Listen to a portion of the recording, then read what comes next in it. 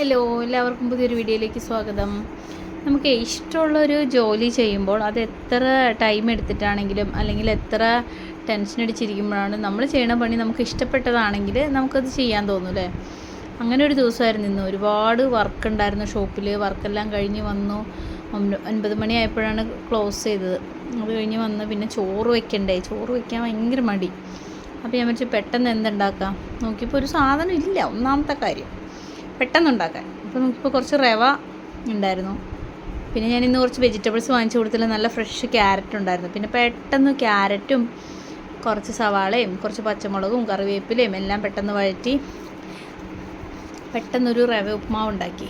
ഞാൻ റവ സാധാരണ റോസ്റ്റഡ് വാങ്ങാറില്ല, ഞാൻ സാധാരണയാണ് വാങ്ങാറ്. അപ്പോൾ ഞാൻ അതൊന്ന് റോസ്റ്റ് ചെയ്തു.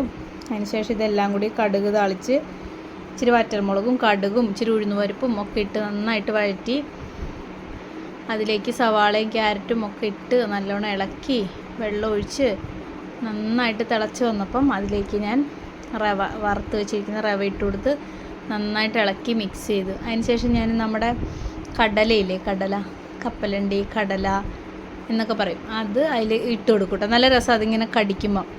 അത് നമ്മൾ സെർവ് ചെയ്യുമ്പോൾ ഇട്ടാൽ മതി, അല്ലെങ്കിൽ അത് തണുത്തു പോകും. തണുത്താൽ പിന്നെ ഒരു ടേസ്റ്റ് ഉണ്ടാകത്തില്ല. എന്നിട്ട് ഒരു പഴവും പപ്പടവും ഒക്കെ കൂട്ടി കഴിക്കാൻ നല്ല സ്വാദാട്ടോ. അപ്പോൾ എൻ്റെ വീഡിയോസ് എല്ലാവരും കാണുന്നുണ്ട്. ഇനി കമൻറ്റ് കുറവാണെങ്കിലും എന്നോട് നേരിട്ട് കാണുമ്പോൾ പറയാറുണ്ട് വീഡിയോ കൊള്ളാം.